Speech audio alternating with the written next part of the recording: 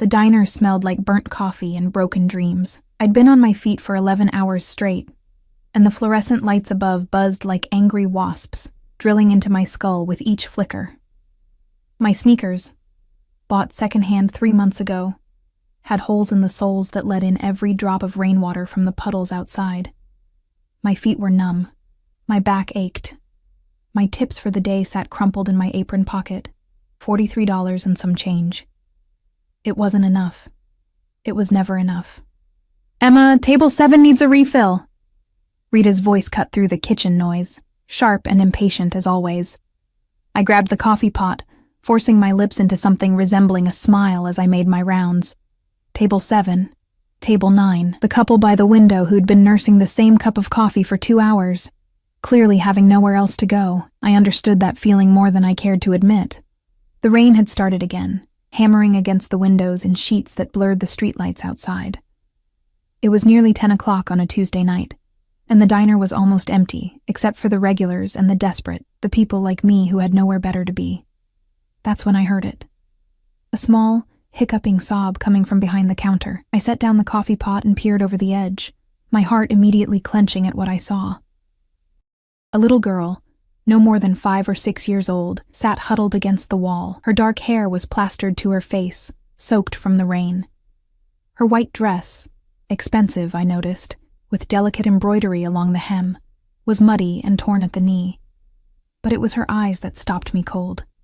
Huge, brown, terrified eyes that held more fear than any child should ever know. "Hey, sweetheart," I said softly, crouching down despite the protest in my knees. "Are you okay?"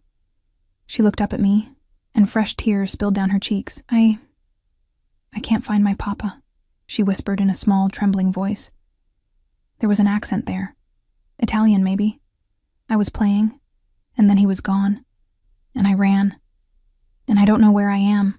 My chest tightened.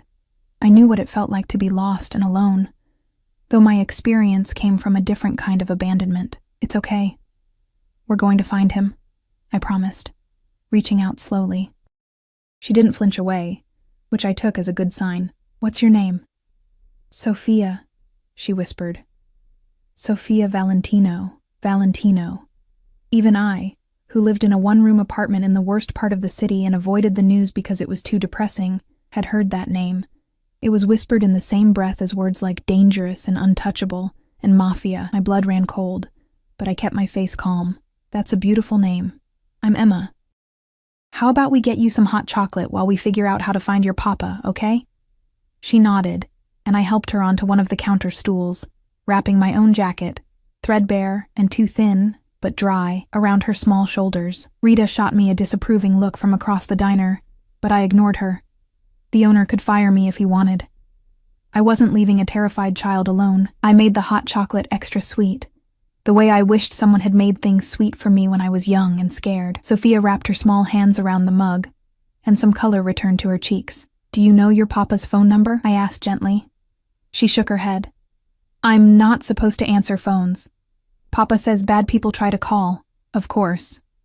A child of someone like Valentino wouldn't have normal access to phones." "Does your papa have people with him? Guards, maybe?" "Marco," she said suddenly, her eyes lighting up. "Marco is always with Papa, but I ran away from Marco when I saw the puppy, and then I couldn't find anyone and—" Her voice cracked again. "Shh. It's okay," I soothed, rubbing her back. "We'll find them. Do you remember where you were before you got lost?" The tall building with the gold doors. Papa had a meeting. There were only a few buildings in this area that matched that description.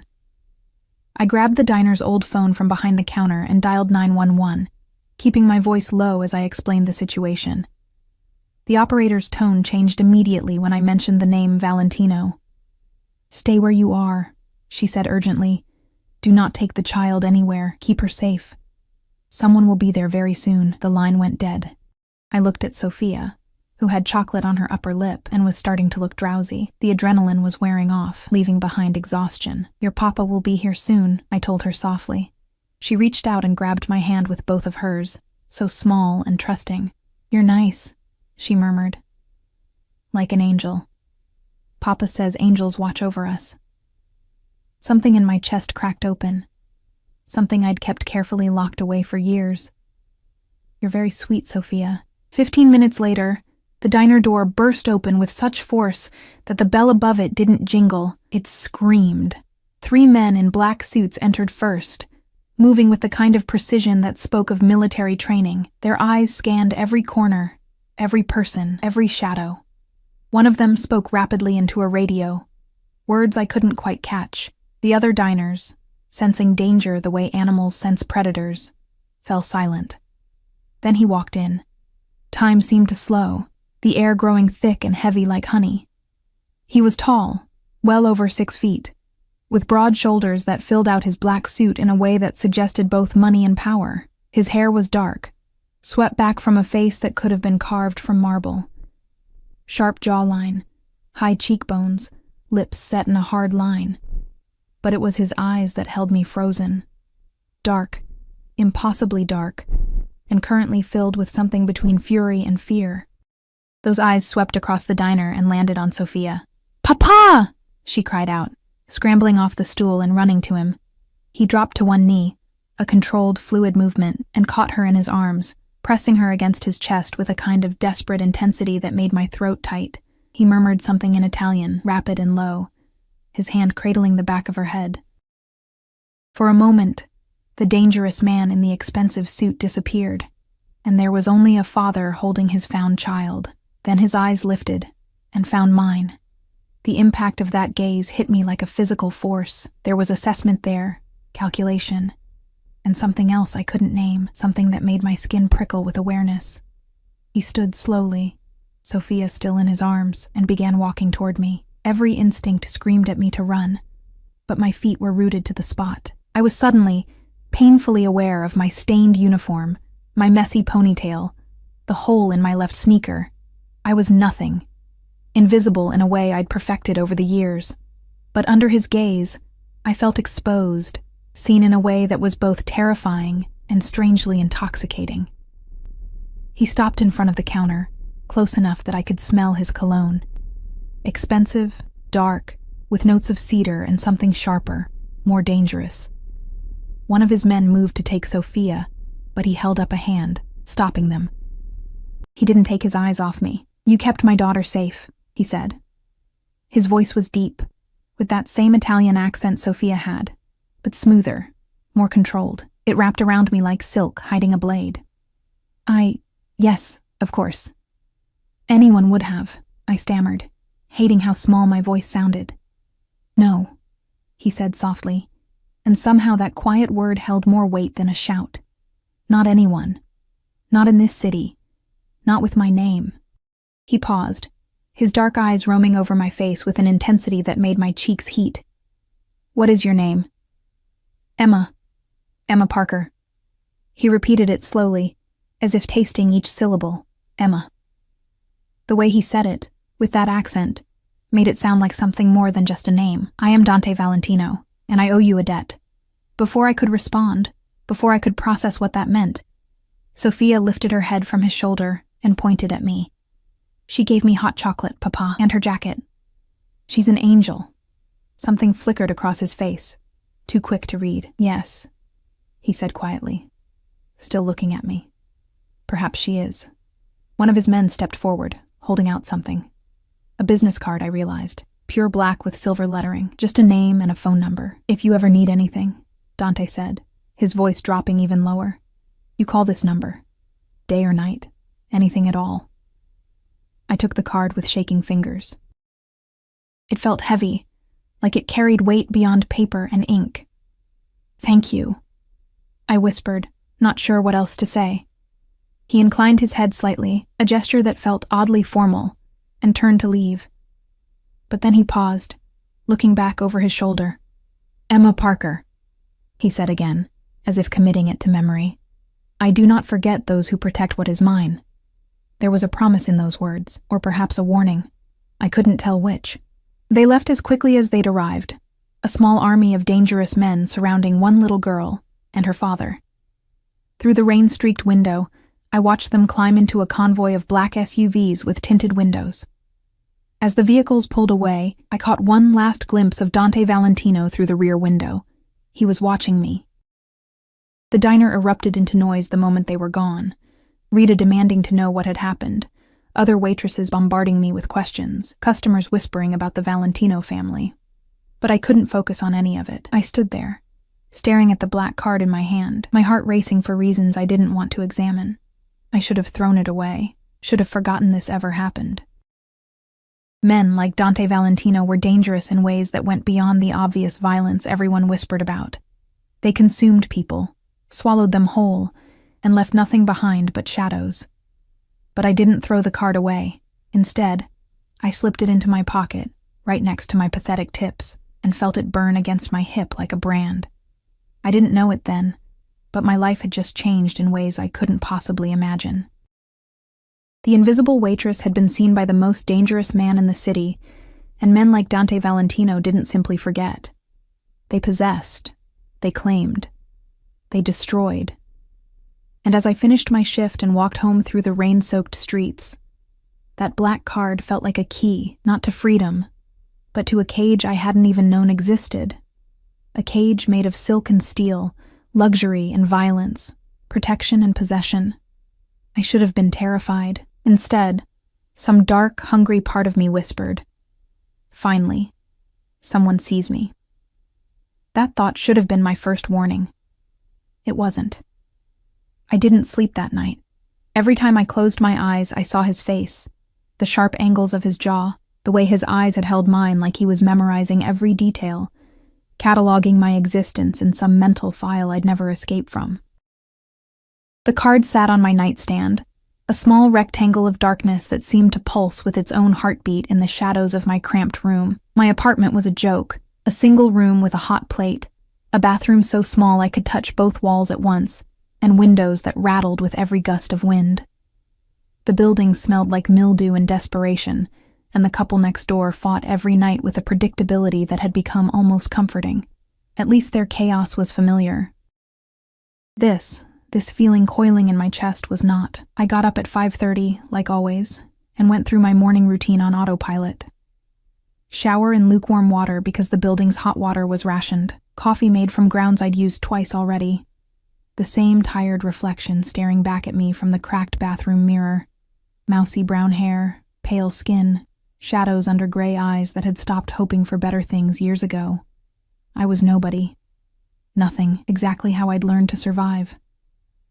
So why couldn't I stop thinking about the way Dante Valentino had looked at me like I was something worth remembering? The morning shift at the diner dragged. Rita was in a mood, snapping at everyone, and the coffee maker broke around 9, which meant hand brewing every single cup. My feet hurt worse than usual, probably because I'd barely slept. The lunch rush came and went in a blur of orders and false smiles. I was clearing table 12 when the diner door opened, and the entire atmosphere changed. Not him, not Dante Valentino himself, but the man who entered carried the same aura of controlled danger. He was shorter, stockier, with graying hair and a scar that ran from his left eyebrow to his cheek. He wore a suit that probably cost more than I made in 6 months, and his eyes, cold, assessing, found me immediately. He walked straight to me, ignoring Rita's attempt to greet him. "Emma Parker," he said, not a question. My throat went dry. "Yes." "Marco Russo." He pulled out a chair at the nearest table, sitting without waiting for an invitation. "Sit." It wasn't a request. I glanced at Rita, who looked like she wanted to object, but wisely kept her mouth shut. I sat. Mr. Valentino wanted me to deliver this personally. He slid an envelope across the table. Thick, cream-colored paper. Expensive. My hands trembled as I picked it up. Inside was a check, and when I saw the amount, the world tilted sideways. $50,000. "I can't," I started, trying to push it back across the table. "You can, and you will." Marco's voice was flat, brooking no argument. "Mr. Valentino doesn't like owing debts. You kept his daughter safe. This is the beginning of his gratitude." The beginning. Those words sent ice down my spine. "There's more," Marco continued, pulling out another envelope. "An invitation. Mr. Valentino requests your presence at dinner tomorrow night. 7 o'clock. A car will pick you up from your address. He paused, and something that might have been amusement flickered in his cold eyes. I took the liberty of verifying your information. You understand. Security concerns. Of course they'd investigated me. Found out everything. Where I lived, where I worked, probably my entire pathetic history laid out like evidence at a crime scene. I don't think... It's not a request, Miss Parker. Marco stood, buttoning his suit jacket with practiced ease. Mr. Valentino doesn't extend invitations lightly. To refuse would be... He let the sentence hang, unfinished but heavy with implication. Unwise. He left before I could respond, moving through the diner like a shark through water, everyone instinctively moving out of his path. I stared at the check in my shaking hands. $50,000. Enough to move out of my hellhole apartment. Enough to pay off debts. Enough to change my life, but nothing was ever free, especially not from men like Dante Valentino. Rita appeared at my elbow, her eyes wide. Emma, what the hell was that about? I don't know, I whispered. But that was a lie. I knew exactly what it was about. I'd caught the attention of a predator, and now he was circling. The next 24 hours passed in a fog of anxiety and something else. Something I didn't want to name. I deposited the check, half expecting it to bounce, but it cleared immediately. $50,000 appeared in my account like magic, like a fairy tale, like a trap. I tried to tell myself I could refuse the dinner invitation, that I could simply not be there when the car arrived. But Marco's words echoed in my head. Unwise. And beneath the fear, beneath the rational voice screaming at me to run, there was something else. A dark curiosity, a hunger I'd buried so deep I'd almost forgotten it existed. When had anyone last looked at me the way Dante Valentino had? When had I last felt seen, wanted, like I mattered? Never. The answer was never. So when 6:30 came, I found myself standing in front of my pathetic closet, staring at clothes that were all wrong for dinner with a Mafia boss. Everything I owned was cheap, worn, or stained from the diner, nothing appropriate for whatever world Dante Valentino inhabited. At 6:45, there was a knock on my door. I opened it to find a woman in her 50s, elegant and composed, holding several garment bags. Miss Parker, Mr. Valentino thought you might need assistance. Her smile was kind but knowing. I'm Maria. May I come in? I stepped aside, feeling like Alice falling down the rabbit hole. Maria worked efficiently, laying out dresses on my bed, actual designer dresses that probably cost more than my monthly rent. Mr. Valentino wasn't sure of your size, so I brought options, she said, her accent similar to his. He has excellent taste, though. These will look beautiful on you. I can't accept these, I protested weakly. Of course you can, dear. Mr. Valentino insists. She held up a dress in deep emerald green, simple but elegant, with a neckline that suggested rather than revealed. Try this one. It will bring out your eyes. I felt like a doll being dressed, but Maria's matter-of-fact efficiency left no room for argument. The dress fit perfectly, too perfectly, which meant they'd somehow gotten my exact measurements. The thought should have terrified me more than it did. Maria did my hair and makeup with professional skill, transforming me from invisible waitress to someone I barely recognized. The woman in the mirror had smoky eyes, lips painted the color of wine, hair falling in soft waves around her shoulders. There, Maria said with satisfaction. Beautiful. The car is waiting downstairs. My heart hammered against my ribs as I descended the stairs in heels I'd never have chosen for myself. Black, elegant, probably designer like everything else. The other residents of my building stared openly as I passed. I didn't blame them. I looked like an imposter in my own skin. The car waiting outside was a black Mercedes, sleek and obviously armored. The driver opened the door without a word, and I slid into the back seat onto leather that probably cost more than my entire wardrobe had before tonight. We drove through the city, leaving behind the broken streets of my neighborhood and entering areas I'd only seen on television. The buildings grew taller, cleaner, more expensive with each passing block. The people on the sidewalks wore clothes that cost more than I made in a month. We stopped in front of a restaurant I'd heard of but never dreamed of entering, La Stella, where reservations required months of waiting and connections I'd never have. The driver opened my door, and I stepped out onto the sidewalk, feeling exposed and terrified. "Miss Parker." Another suited man appeared, younger this time with watchful eyes. "This way, please." He led me through a side entrance, avoiding the main dining room, down a hallway decorated with paintings that were probably originals. We stopped at a door, and he knocked twice before opening it. The private dining room was breathtaking. Floor-to-ceiling windows overlooking the city, a single table set for two with candles and white roses, soft music playing from hidden speakers. Everything was elegant, expensive, controlled. And standing by the window, silhouetted against the city lights, was Dante Valentino. He turned as I entered, and I watched his eyes move over me slowly, taking in every detail of the transformation. Something flashed in those dark depths. Approval, possession, hunger. He dismissed the guard with a slight gesture, and suddenly we were alone. "Emma," he said, my name rolling off his tongue like a prayer or a curse. "You look exquisite." I couldn't find my voice. He moved toward me, each step measured and predatory, until he was close enough that I could smell that same cologne. Cedar and danger. He took my hand, his fingers warm and calloused in a way that suggested he wasn't just a man who gave orders, but one who knew how to use his hands. He pressed his lips to my knuckles, his eyes never leaving mine. "Thank you for accepting my invitation." Did I have a choice? The words escaped before I could stop them. A smile curved his lips, dangerous and amused.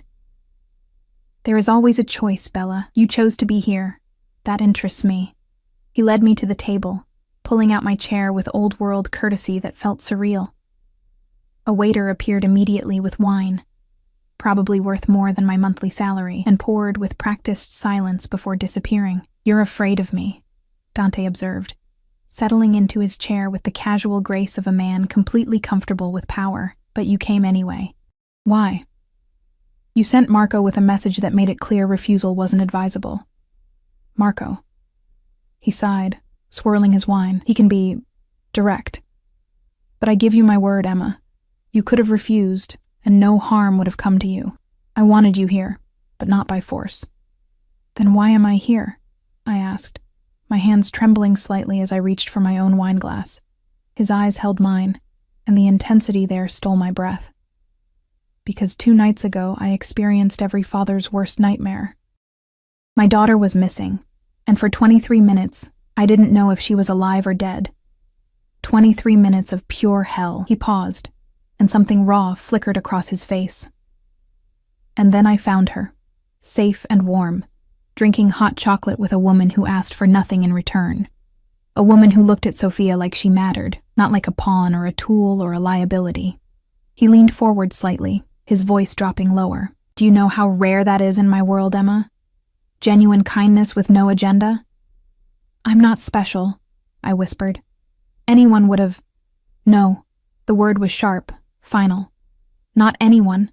Not in this city. Not with my name attached. You did something remarkable, and now I find myself curious about you."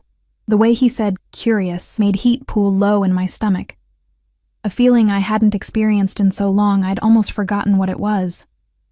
"The money," I started, "is nothing. A drop in an ocean. I could give you 10 times that amount and never notice." He studied me over the rim of his glass. "But that's not what you need, is it? What do I need?" The question came out breathier than I intended. His smile was slow, predatory. "To be seen. To matter. To be more than invisible." He set down his glass, his gaze never wavering. "I see you, Emma Parker, every detail. The way you bite your lip when you're nervous. The shadows under your eyes that speak of sleepless nights and endless worry. The strength in your spine despite the exhaustion. The kindness you showed my daughter even though you were clearly terrified." I couldn't breathe. Couldn't think. He was right. About all of it. "I want to offer you something," he continued, his voice wrapping around me like smoke. "A position. Not as a waitress, but as Sophia's companion. She needs someone kind, someone genuine, someone she trusts. and she trusts you. I'm not qualified. You kept her safe and made her smile in the midst of trauma. That's the only qualification that matters." He leaned back, his posture relaxed but his eyes sharp. "The salary would be generous. You'd live in my home, have your own suite. All expenses covered. You'd spend time with Sophia, teaching her, playing with her, being the gentle presence she needs." It sounded too good to be true, because it was. "And what do you get out of this?" I asked, surprised by my own boldness. His smile widened, showing teeth. "Access. To you, your time, your presence." He paused, letting the words sink in. "I'm not going to lie to you, Emma. I find you intriguing, and I'm a man who takes what he wants. But I'm also a man of patience. Say yes, and you'll have everything you need. Safety, security, comfort. All I ask is that you be yourself." "This is crazy," I whispered. "Perhaps. But you haven't said no." He was right. I should have been running for the door, should have been screaming about how insane this was. But instead, I sat there, caught in his dark eyes, feeling the pull of something dangerous and irresistible. "Why me?" I asked finally. "You could have anyone, because everyone else wants something from me. Power, money, status, protection." His voice dropped to barely above a whisper. "But you, Emma Parker. You looked at my daughter and saw a scared little girl who needed help. Not a tool, not leverage, just a child. That kind of genuine heart is rare, precious." He stood, moving around the table with that liquid grace, and extended his hand. "Come." I took it without thinking, his hand warm and strong, engulfing mine. He led me to the window, standing behind me, close enough that I could feel the heat of his body against my back. "Look at this city," he murmured near my ear, sending shivers down my spine. "Everything you see could be yours. Safety, luxury, a life where you never have to worry about rent or food or holes in your shoes. All I'm offering is a chance at something better." His reflection in the window glass was dark and powerful, and mine, in this dress with this makeup, looked like someone who belonged in his world. But reflections were lies, weren't they? Tricks of light and glass. "I need time to think," I managed. "Of course." But his hand settled on my waist, possessive and warm. "Take tonight. Tomorrow I'll send a car at noon. If you get in, you accept my offer. If you don't..." He paused. "Well, I'll be disappointed, but I'll respect your choice." He turned me to face him, his hands on my shoulders, his eyes burning into mine. "But know this, Emma. The moment you step into my world, you're mine to protect, mine to care for. Mine." The last word was almost a growl. "No one will hurt you. No one will touch you. You'll want for nothing, but you'll be mine." "That sounds like a cage," I whispered. His thumb brushed my cheek, perhaps, and I hated how I leaned into the touch. But even cages can be beautiful. And some birds, Emma, need protection from the world outside. The question is, do you want to keep flying alone, exhausted, always one moment from falling? Or do you want to land somewhere safe, even if it means accepting limits? I should have said no, should have walked away, but his words found every weak spot in my armor, every tired bone in my body, every lonely night I'd endured. The dinner that followed was surreal. Courses I couldn't name, wine that tasted like silk, conversation that ranged from Sophia's favorite books to my childhood dreams I'd forgotten I had. He listened like every word mattered, his eyes never leaving my face, making me feel like the only person in the world. When the car dropped me back at my building at midnight, I climbed the stairs in a daze. The dress felt like Cinderella's gown. Beautiful but borrowed, a fantasy that would dissolve at dawn. I lay in bed, staring at the ceiling, thinking about his offer, about the way he looked at me, about the cage he'd promised, beautiful but confining. At 11:45 the next morning, I stood at my window, watching the street below. At noon exactly, a black Mercedes pulled up to my building. My heart hammered. My hands shook. Every rational thought screamed at me to stay inside, to let the car leave, to choose freedom over comfort. But I thought about holes in my shoes and cold showers and endless invisible days stretching before me. I thought about the way Dante's eyes had held mine like I mattered. I thought about little Sophia saying I was an angel. I grabbed my purse and walked down the stairs. The driver opened the door, his face impassive. I hesitated for one last moment, standing on the edge of a decision that would change everything. Then I got in. The door closed behind me with a soft final click, the sound of a cage locking or a sanctuary opening. I couldn't tell which. And as the car pulled away from everything I'd known, heading toward a future I couldn't predict, I caught a glimpse of Dante Valentino's reflection in the rearview mirror. He was watching from a building across the street, his phone to his ear, his eyes following my every movement. He'd known I would say yes. Somehow he'd known. And that knowledge settled over me like a silk rope. Soft, beautiful, and utterly inescapable. The Valentino estate wasn't a house. It was a fortress disguised as a palace. The car had driven for nearly 40 minutes, leaving the city behind and winding through hills where homes sat behind gates and walls, each more impressive than the last. But Dante's property dwarfed them all. The gate alone was 15 feet high, wrought iron embedded with security cameras that tracked our approach. Armed guards in discreet positions watched as we passed through, their eyes hidden behind sunglasses, even though clouds covered the afternoon sky. The main house rose before us like something from a different era, Italian Renaissance architecture with modern security, honey-colored stone and bulletproof windows, manicured gardens and guard towers hidden among the trees. It was beautiful and terrifying in equal measure. The car stopped at the front entrance, where marble steps led to massive double doors. Marco waited there, his scarred face impassive as he opened my door. "Miss Parker, welcome." He gestured toward the entrance. "Mr. Valentino is waiting in his office. I'll show you to your quarters first." I followed him inside, my heels clicking on floors that looked like they cost more than my entire apartment building. The entrance hall soared 3 stories high, with a chandelier that sparkled like captured starlight and paintings that belonged in museums. Everything screamed wealth, power, permanence. I'd stepped into another world entirely. Marco led me up a curved staircase, down a hallway lined with more art, past doors I couldn't begin to count. We stopped at the end of the hall, and he opened a door that revealed a suite bigger than my entire previous apartment.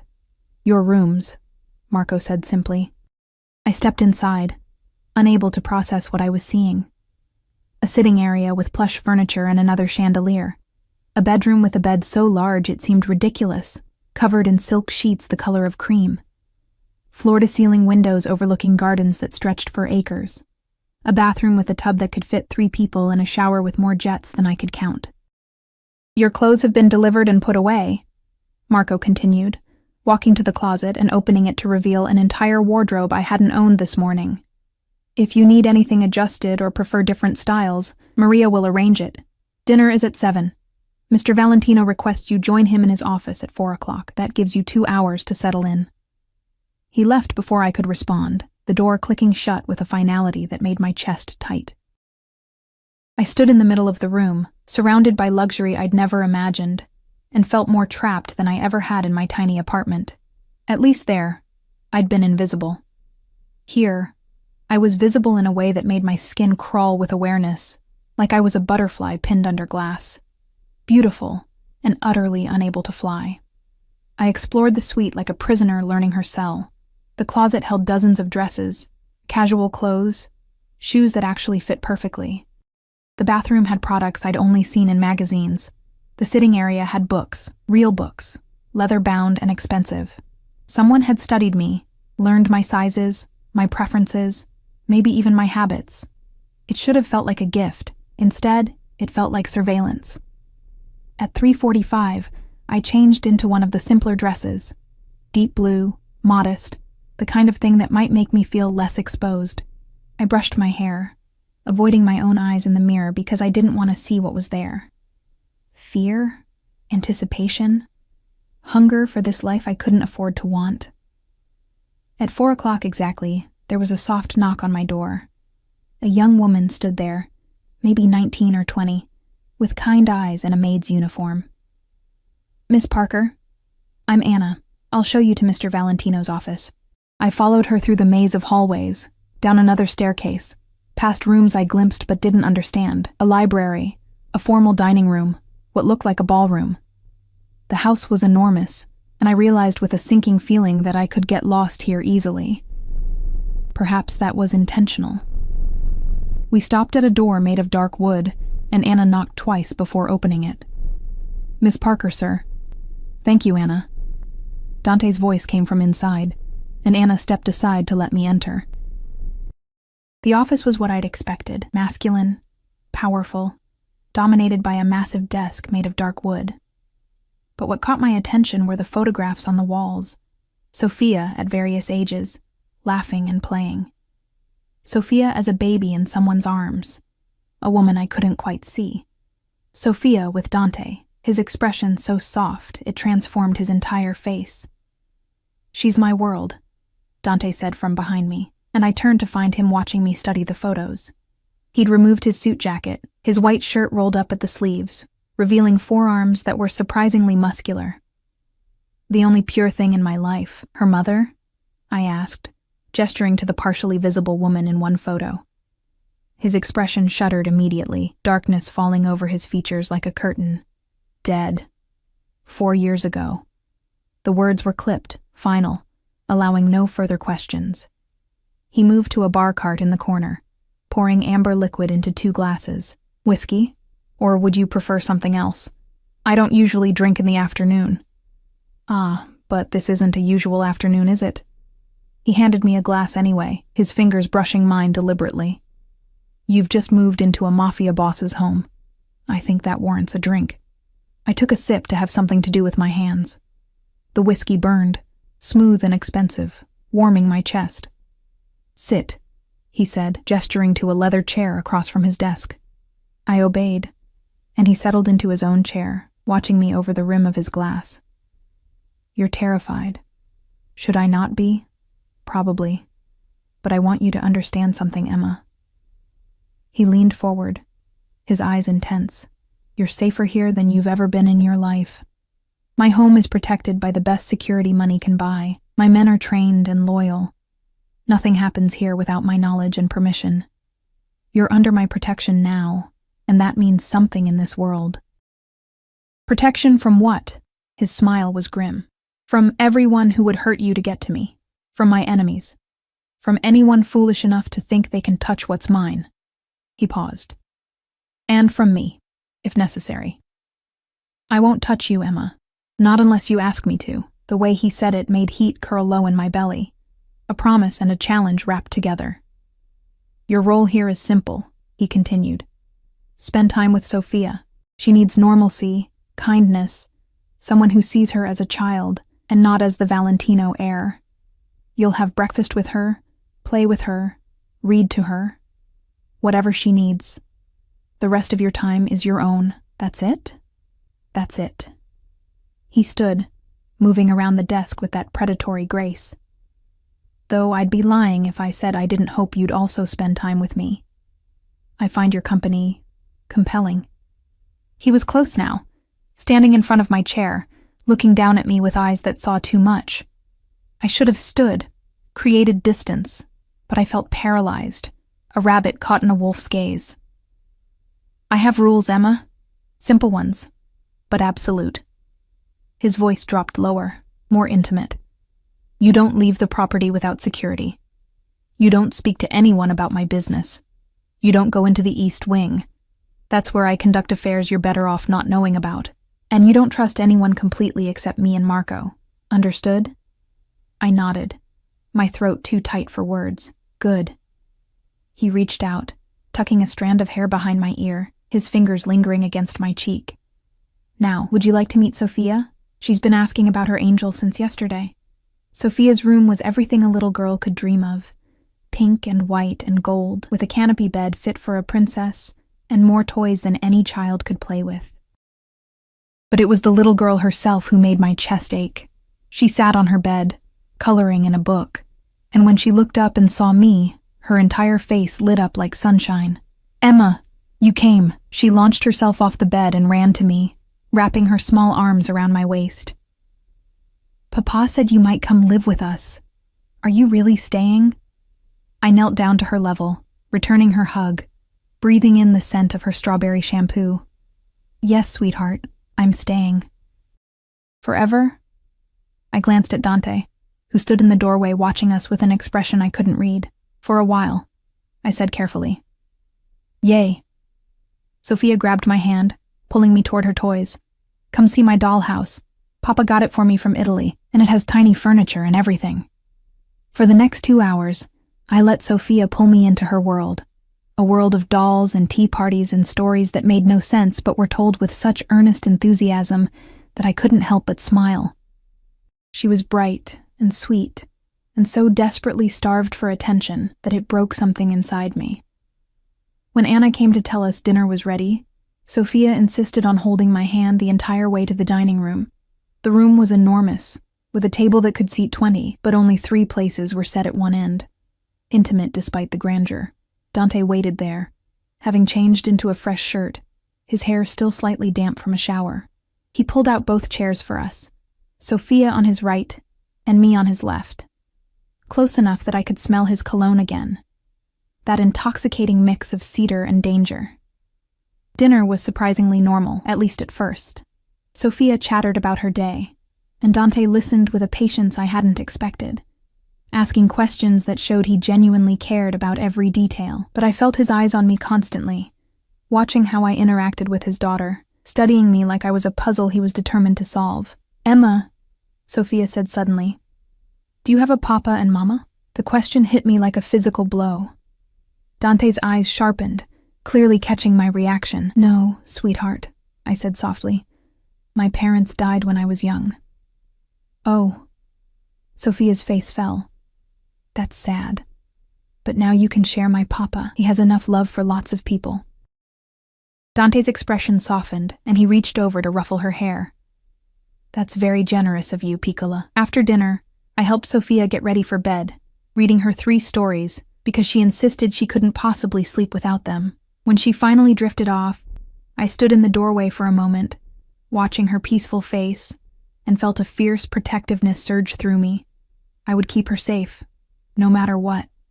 She adores you already. Dante's voice came from behind me, and I turned to find him leaning against the wall, arms crossed, watching me with those dark, knowing eyes. I knew she would. She's easy to love. So are you, he said quietly, and the words hung between us like a confession. I should have left, retreated to my room, created boundaries, but instead, I found myself following him to a terrace that overlooked the gardens, the night air cool against my skin. The city lights twinkled in the distance, but here, we were isolated in darkness and luxury. Why did you really bring me here? I asked, gripping the stone railing. The truth. He moved beside me, close enough that our shoulders almost touched. The truth? Because the moment I saw you with my daughter, something in me recognized something in you. You're alone in the world, Emma, just like I am, in many ways. We wear different armor. Yours is invisibility, mine is violence, but underneath, we're the same. We're survivors who've learned to protect ourselves by never letting anyone too close. You don't know me, I whispered. Don't I? He turned to face me, his hand coming up to cup my jaw, tilting my face toward his. I know you've been alone so long you've forgotten what it feels like to be wanted. I know you work yourself to exhaustion because it's easier than thinking about what you've lost. I know you're terrified right now, but you're also intrigued because part of you craves this, being seen, being valued, being claimed. His thumb brushed across my lower lip, and I couldn't help the small gasp that escaped. I know that you want to run, but you also want to stay, and I know that you think I'm dangerous. You're right, but I'm dangerous to my enemies, Emma. Never to you. How can you promise that? My voice was barely a whisper. Because you're mine now. The words were possessive, absolute. And I protect what's mine with everything I have. No one will touch you. No one will hurt you. You'll never be cold or hungry or invisible again. All I ask is that you let me see you. All of you. The broken parts, the scared parts, the parts you hide from everyone else. It was insane. This whole situation was insane. But standing there in the darkness with his hand on my face, his eyes burning into mine. I felt something crack open inside me, something I'd kept locked away for years because it was too painful, too dangerous to want things I couldn't have. "What if I can't give you what you want?" I asked. His smile was slow, predatory, devastating. "Then I'll wait. I'm a patient man, Emma, and you're worth waiting for." He leaned in, his lips brushing my forehead in a gesture that was somehow more intimate than a kiss. "Sleep well, Bella. Tomorrow, your new life truly begins." He left me there on the terrace, my heart racing and my skin burning where he'd touched me. I stood in the darkness for a long time, trying to remember how to breathe, trying to understand what I'd gotten myself into. Inside, through the windows, I could see the house, warm and golden and safe. My room waited for me with its silk sheets and luxury. Sophia slept peacefully in her princess bed. And somewhere in this massive fortress, Dante Valentino moved through shadows, dangerous and powerful and utterly focused on me. I'd entered a cage, but as I finally walked back inside, the warmth of the house enveloping me, I wondered if maybe some cages weren't prisons at all. Maybe some cages were the only place you could finally stop running. The thought should have terrified me. Instead, it felt like surrender. The first week passed in a blur of contradictions. Days with Sophia were simple, pure, filled with the kind of innocent joy I'd forgotten existed. We painted pictures that ended up more on us than the paper. We built elaborate block towers just to knock them down. We read stories where princesses saved themselves, and dragons weren't always the villains. She showed me her favorite hiding spots in the gardens. A hollow tree she called her secret castle. A bench hidden behind rose bushes where she could watch the birds. But nights belonged to Dante. He never pushed, never demanded, but he was always there, a dark presence pulling me into his orbit with the inexorable force of gravity. Dinners where his eyes tracked my every movement. Evenings on the terrace where we talked about everything and nothing, his voice wrapping around me like smoke. Casual touches that lingered just a moment too long. His hand at the small of my back, his fingers brushing mine as he passed me a wine glass, the way he'd tuck my hair behind my ear with an intimacy that made my breath catch. I was being hunted, and the terrifying part was that I wasn't sure I wanted to escape. On the 8th day, everything changed. I woke to chaos. Raised voices, car doors slamming, the sound of running feet in the hallway outside my room. My heart hammered as I threw on a robe and opened my door to find Marco striding past, his face harder than usual, a gun visible under his jacket. "What's happening?" I called out. He stopped, turning to me with those cold eyes. "Stay in your room, Miss Parker. Lock the door. Don't open it for anyone except me or Mr. Valentino." "Is Sophia safe?" "She's with Mr. Valentino in the secure room. Now lock your door." He was gone before I could ask anything else, disappearing down the stairs with 3 other armed men I'd seen patrolling the grounds. I stood frozen in the hallway, my mind racing with possibilities, each one worse than the last. I went back inside, but I didn't lock the door. Instead, I dressed quickly in jeans and a sweater, my hands shaking as I pulled on shoes. If something was wrong, if Sophia needed me, I wasn't going to hide in my room like... A scream cut through the air, not Sophia. The voice was wrong. Older, female, furious, and afraid in equal measure. I found myself moving before I could think, following the sound down the stairs, through hallways I'd memorized during sleepless nights of exploration. The screaming was coming from the East Wing, the one place Dante had forbidden me to go. I should have turned back, should have listened to his rules, but the scream came again, and something in it made my feet keep moving. The East Wing was different from the rest of the house. Darker, colder, with fewer windows and more doors made of heavy steel. The screaming came from behind one of those doors, and as I got closer, I could make out words. "You can't do this. I have rights. Victor is dead." Dante's voice, cold and flat in a way I'd never heard before. "His rights died with him, and yours are whatever I decide they are." I pressed myself against the wall beside the door, which stood slightly ajar, my heart pounding so hard I was sure they could hear it. "Please," the woman sobbed now. "Please, I didn't know he was stealing from you. I swear I had no idea." "Your ignorance isn't innocence, Gabriella. Still that terrible, cold voice. You spent the money, wore the jewelry, lived in the penthouse my money paid for while your husband skimmed from my accounts. That makes you complicit. I'll pay it back. Every cent, I swear. With what? Victor's life insurance? A dark laugh. That money came from a policy I paid for. It's already mine. Everything he had was mine, including his debts. Then what do you want from me? The desperation in her voice made my stomach turn. Silence. Then, information. Victor didn't act alone. He was too stupid. Someone told him how to hide the transfers, how to avoid my audits. Give me the name, and I'll let you walk out of here alive. I don't know. I swear on my life. Your life has very little value to me right now, Gabriella, but perhaps... His voice shifted, taking on a considering tone that was somehow worse than the coldness. Perhaps we can find another way for you to pay your debts. Anything, she gasped. Anything, please. There's a club in Prague. They specialize in entertainment. Women with your looks could work off Victor's debt in, 5 or 6 years. If you're smart about it. The woman's scream this time was different. Pure horror and understanding. No, you can't, that's slavery. You can't. I can do whatever I want. Matter of fact, absolute. The question is whether you prefer that option, or whether you'd rather tell me what I want to know. You have 30 seconds to decide. I couldn't breathe, couldn't think. This was the real Dante Valentino, not the attentive father, not the seductive predator who touched me like I was precious. This was the man whose name made people whisper and cross the street. This was the monster wearing a beautiful mask. I should have run, should have locked myself in my room like Marco said, but my feet were rooted to the spot, and some horrible part of me needed to hear more, needed to understand exactly what kind of cage I'd entered. 20 seconds, Gabriella. I don't know, she sobbed. I'm telling you the truth. Then I guess we're done here. Marco, call our friend in Prague. Tell him I'm sending... Wait! The woman's voice cracked. Wait, please.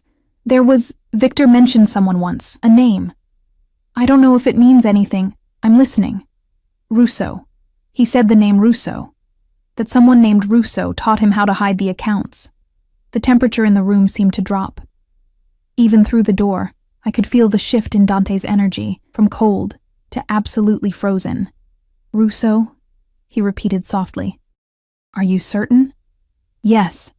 Yes, I swear that's the only name I ever heard. Marco. Dante's voice cut through her words like a blade. Take her to the holding room. She doesn't leave until I verify this information. If she's lying, you know what to do. Wait, you said... I said I'd let you walk out alive if you gave me useful information. I didn't say when. Be grateful I'm not putting a bullet in your head right now for wasting my time with possibilities. Footsteps. Moving toward the door. Toward me. I ran. My shoes were quiet on the carpet, but my breathing was ragged, panicked. I made it to the main hallway, then to the stairs, then to my room, slamming the door behind me and locking it with shaking hands. I stood there, back pressed against the door, trying to process what I'd heard. The coldness in Dante's voice, the casual cruelty, the way he'd threatened to sell a woman into sexual slavery like it was just another business transaction. This was who he really was. This was the truth beneath the expensive suits and gentle touches and promises of protection.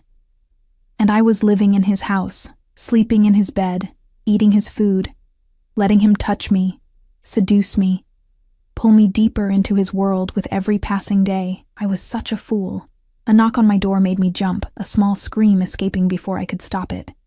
Emma. Dante's voice, back to that smooth, cultured tone I'd come to know. Open the door. I'm not feeling well, I called out, hating how my voice shook. I need to rest. Open the door, Emma. Now. The command in his voice sent ice down my spine. He knew. Somehow he knew I'd been there, that I'd heard. My hands trembled as I unlocked the door, stepping back as it opened to reveal him standing there in a fresh shirt, his hair slightly damp as if he'd just washed his hands. Or blood. God. Was that blood I was imagining? He stepped inside. closing the door behind him with a soft click that sounded like a death knell. His eyes swept over me, taking in my pale face, my shaking hands, the way I couldn't quite meet his gaze. "You went to the East Wing," he said quietly. Not a question, a statement. "I heard screaming," I whispered. "I thought someone was hurt. Someone was being questioned." He moved closer, and I backed up instinctively until I hit the wall. He kept coming until he stood directly in front of me, one hand braced against the wall beside my head, caging me in. "I gave you one rule, Emma. One. Don't go to the East Wing. That was for your protection, not mine." "Protection from what? From seeing who you really are?" His jaw tightened. "You know who I am. I've never pretended to be anything else." "You're going to sell that woman. That woman's husband stole $3 million from me." His voice was still quiet, but there was steel beneath it now. $3 million that belongs to my family, that I earned, that pays for things like Sophia's security and your comfortable room and the food on our table. He betrayed my trust, and betrayal has consequences. "So you'll ruin her life? Send her to some horrible place. If she's lucky, I'll do exactly that. If she's not, she'll end up in the river with her husband." He leaned in closer, his breath warm against my face. "This is my world, Emma. It's brutal and violent and ugly. I don't apologize for it because apologizing changes nothing. I protect what's mine, and I destroy what threatens it. That's how I keep Sophia safe. That's how I'll keep you safe. I don't need—" "Yes, you do." His other hand came up to cup my face, forcing me to meet his eyes. "You walked into my world willingly. You took my money, accepted my hospitality, lived under my protection. Did you think that came without cost? Did you think I was some kind of reformed criminal playing at being civilized?" Tears burned my eyes. I thought maybe— "What? That you could fix me? Save me? Make me into something softer?" His laugh was bitter. "I am what I am, Emma. I've killed men with my own hands. I've done things that would give you nightmares for years. And I'll do worse to protect the people I care about. That includes Sophia. And whether you're ready to accept it or not, it includes you." "I want to leave," I whispered. His expression didn't change, but something flickered in his eyes. Something that might have been pain if I didn't know better. "No, you don't. You want to run because you're scared. But you're not scared of me, Bella. You're scared of how much you want to stay despite what you've learned." That's not true, isn't it?" His thumb brushed across my lower lip, and I hated myself for the way my breath caught. "You've been alone for so long, Emma. Invisible. Working yourself to death in a place where no one knew your name, and now you're here, where someone sees you, where someone wants you, where a little girl adores you, and a dangerous man would burn the world down to keep you safe. Tell me you don't want that. Look me in the eyes and tell me you want to go back to your empty apartment, and your thankless job, and your invisible life." I opened my mouth to say exactly that, but the words wouldn't come, because he was right. God help me, he was right. I can't be with someone who what? Who does terrible things to terrible people? Who lives in a world you've been sheltered from your entire life? The world doesn't run on kindness and good intentions, Emma. It runs on power, and I have power. I use it to protect my family, to provide for those under my care, and yes, to punish those who betray me. If that makes me a monster, then so be it. But I'm a monster who will worship you like a queen if you let me." His forehead pressed against mine, and I could feel the tension vibrating through his body. "Stay, please. I'm asking, not commanding. Stay with Sophia, who needs you. Stay with me, who wants you more than I've wanted anything in years." "I swear to you, Emma, you'll never see that side of me again. I'll keep the darkness away from you. You and Sophia will live in the light while I handle the shadows." "That's not a solution," I said, but my voice was weak. "That's just pretending. Maybe. But isn't that what everyone does? We all have darkness inside us, Emma. Mine is just more literal than most. The question is, can you accept it? Can you accept me?" I closed my eyes, feeling tears slip down my cheeks. His thumbs caught them, wiping them away with a gentleness that contradicted everything I'd just heard in the East Wing. "I don't know," I whispered honestly. "Then let me show you." His lips brushed my forehead, soft and reverent. "Let me prove that I can be what you need. Give me a chance to show you that even monsters can love. Love." The word hung between us, huge and terrifying and impossibly tempting. "1 month," I heard myself say. "Give me 1 month to decide. No pressure, no manipulation. Just let me see if I can live with this, with you." He pulled back slightly, studying my face with those dark, intense eyes. Then slowly, he nodded. 1 month. But Emma, if you stay after that month, you're mine. Completely. No more doubts, no more running. You accept all of me, darkness and light. Deal? It was a devil's bargain. I knew it even as I whispered, "Deal." His smile was slow, dangerous, victorious. "Good. Now come. Sophia has been asking for you, and my daughter's happiness is the only thing I value more than your presence." He took my hand, and I let him lead me from the room, down the stairs, toward the sound of Sophia's laughter. As we walked, his hand warm and possessive around mine, I wondered if I'd just made the biggest mistake of my life. Or if, perhaps, I'd finally found the one place in the world where I belonged, even if that place was a beautiful cage beside a monster who looked at me like I was his salvation. The thought should have terrified me. Instead, it felt like falling, and I was no longer sure I wanted to be caught.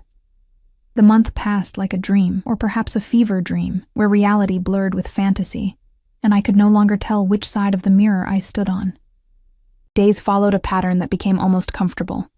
Mornings with Sophia, who bloomed under attention like a flower finally given sunlight.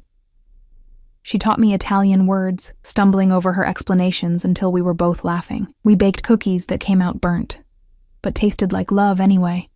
I helped her with the lessons her private tutor assigned, watching her brilliant mind work through problems with a focus that reminded me painfully of her father. Afternoons I had to myself.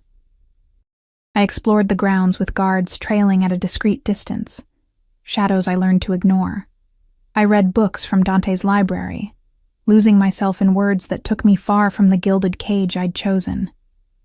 Sometimes I sat in the gardens and simply existed, feeling the sun on my face, letting myself be still in a way I'd never been able to afford before. But nights belonged to Dante and the slow, inexorable pull of whatever was growing between us.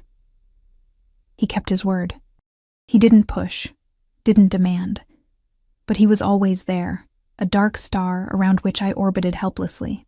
Dinners where his eyes held mine across the table while Sophia chattered between us, creating an intimacy that felt like a secret language only we spoke.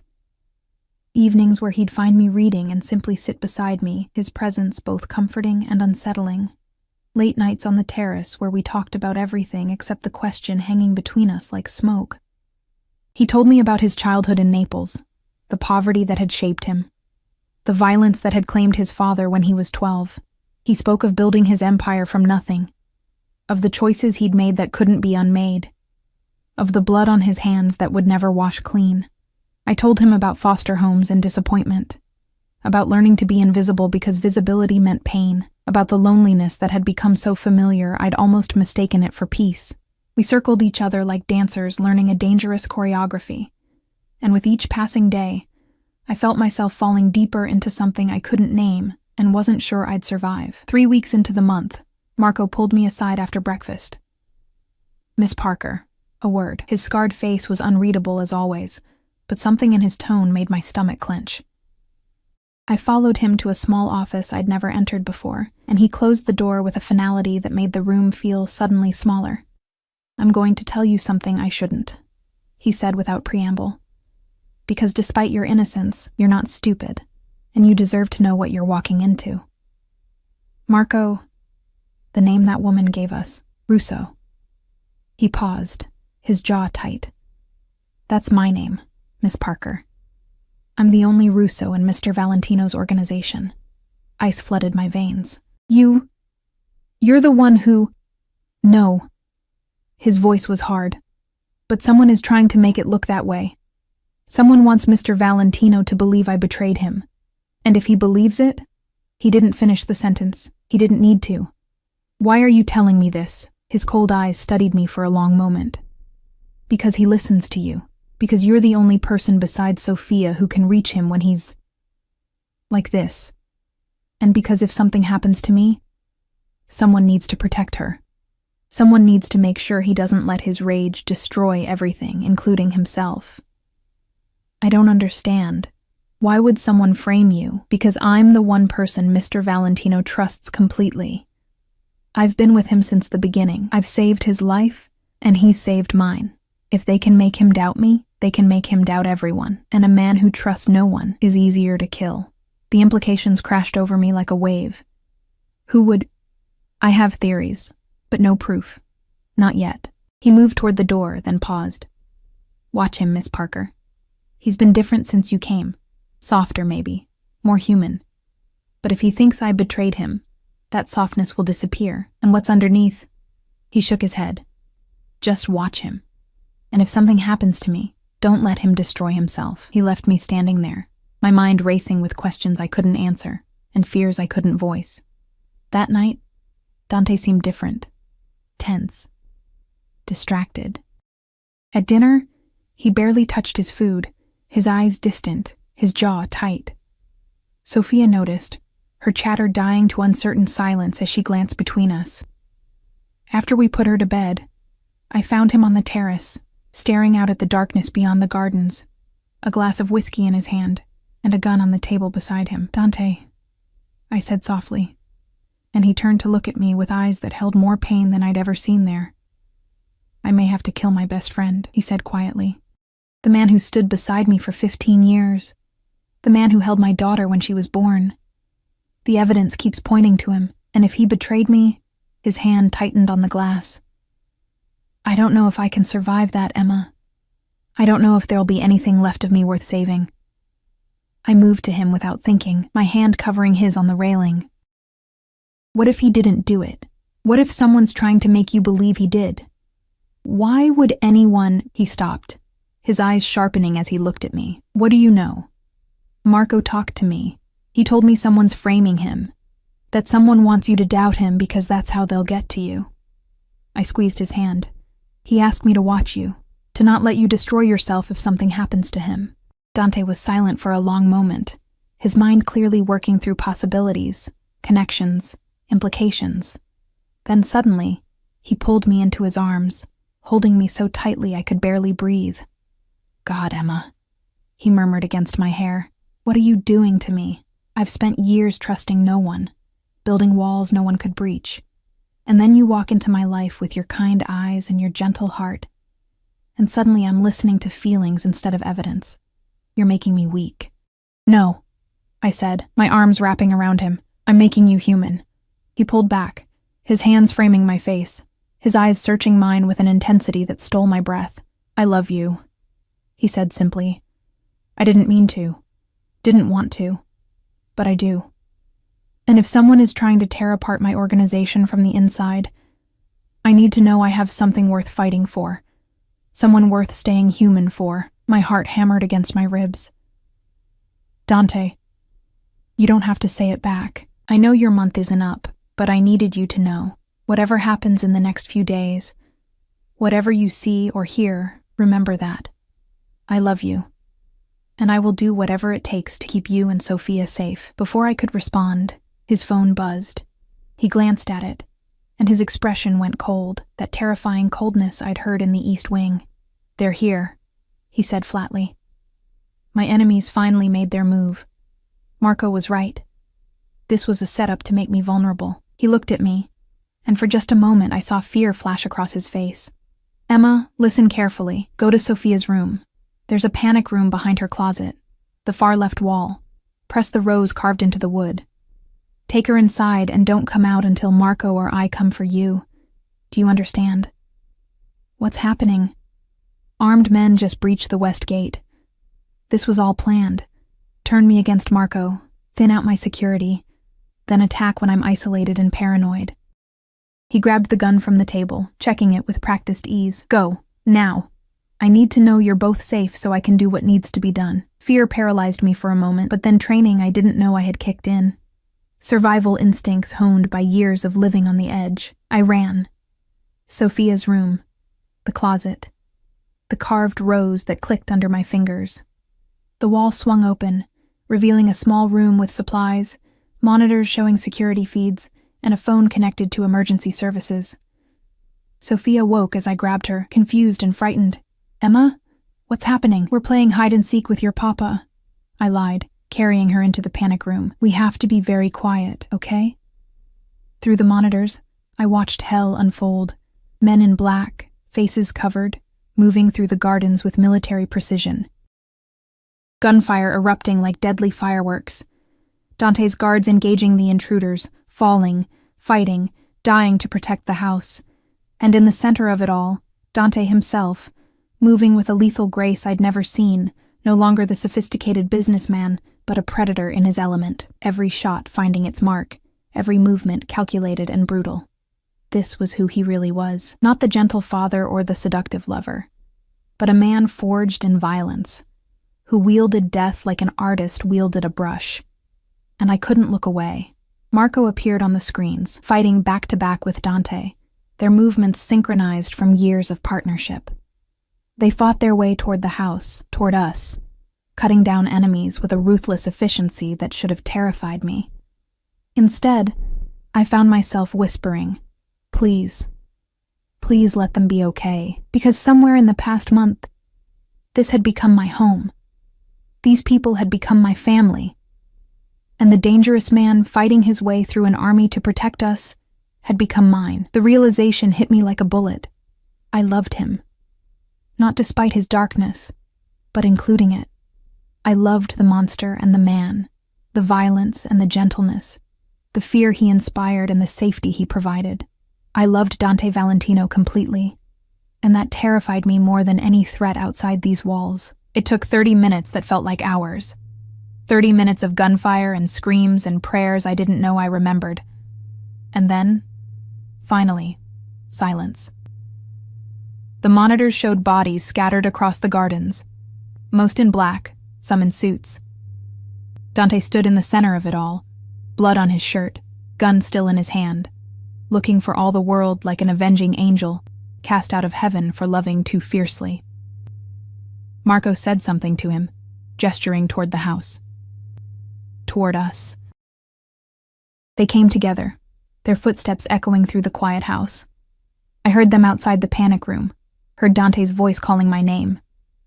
"Emma, it's over. You can come out." I pressed the release, and the door swung open. Dante stood there, covered in blood and gunpowder residue, his eyes wild until they landed on me and Sophia. Then something in him crumbled, and he fell to his knees, reaching for us. "You're safe," he breathed. "Thank God you're safe." Sophia, surprisingly, wasn't crying. She looked at her father with a solemnity beyond her years. "You protected us, Papa, like always. Always, Piccola, always." His eyes found mine over Sophia's head, and what I saw there made my decision crystallize into absolute certainty. "I love you," I said clearly. "My month isn't up, but I don't need it. I love you, Dante. All of you. The parts that terrify me and the parts that make me feel safe. I love you, and I'm staying. Not because I'm trapped, but because I choose this. I choose you." Something broke in his expression, relief and joy, and a vulnerability so raw it hurt to witness. "Emma." "But," I continued, my voice stronger now, "if I'm staying, then I'm really staying. I'm not hiding in panic rooms while you fight alone. I'm not pretending the violence doesn't exist. I want to know everything. I want to understand your world so I can stand beside you in it, not behind you. Can you give me that?" He stood slowly, still holding Sophia, his free hand reaching for me. "You want to see the monster completely. I want to see my partner completely. There's a difference." His smile was slow and devastating. "Then I'll show you everything. The empire I built, the enemies I've made, the power I wield, and the price I've paid for it. And when you've seen it all, if you still love me, then you'll truly be mine, my partner, my equal, my salvation." Marco cleared his throat from the doorway. "Sir, we should probably deal with the bodies before the sun comes up. And there are some survivors in the holding room who are very eager to tell us who sent them. Let them wait, Dante said, his eyes never leaving mine. This is more important. He shifted Sophia to one hip and pulled me close with his other arm, the three of us forming a unit, broken pieces fitting together into something whole. Blood and violence and love tangled together in a way that should have been wrong, but felt perfect. Welcome home, Bella, he murmured against my hair. Welcome to the darkness and the light. Welcome to the cage you chose, the family you've become part of, the love that will both save and damn us. Welcome to forever. I kissed him then, tasting blood and whiskey, and tomorrow, sealing the choice I'd made. Not the safe choice, not the easy one, but mine. Sophia giggled between us. Does this mean Emma is my mama now? Dante looked at me, a question in his eyes that held every promise and threat and dream we'd circled around for weeks. Yes, I said softly. If that's okay with you, sweetheart. Yay! She threw her small arms around both our necks, completing the circle, binding us together in a way that felt unbreakable. Later, after Sophia was asleep again, and the bodies were cleared, and the survivors were singing like canaries in the holding room, Dante took me to the terrace one last time. The sun was rising, painting the gardens in gold and pink, hiding the blood that had been spilled in the darkness. They were sent by the Castellano family, he said quietly. They thought Marco's betrayal had fractured my organization. They were wrong. All they did was show me what I had to lose if I let paranoia destroy the bonds that actually matter. What happens now? His smile was cold and final. Now I remind them why people fear the Valentino name. But that's tomorrow's work. Tonight. He turned to me, his hands gentle as they cupped my face. Tonight, I have everything I ever wanted. A daughter who's safe, an enemy who's exposed, and a woman who looked at my darkest self and chose to stay. I'm not an angel, Dante, I said, echoing Sophia's words from that first night. I'm just as broken as you are, just better at hiding it. Then we'll be broken together, he whispered. And maybe, somehow, that will make us whole.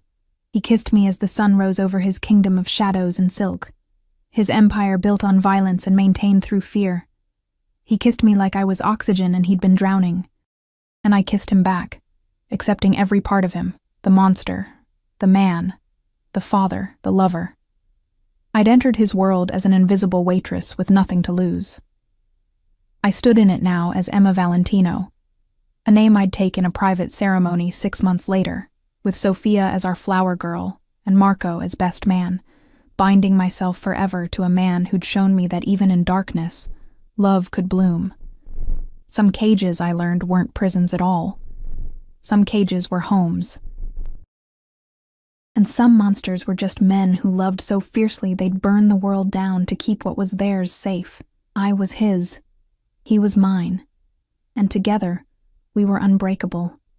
The invisible girl had finally been seen, and she would never be invisible again.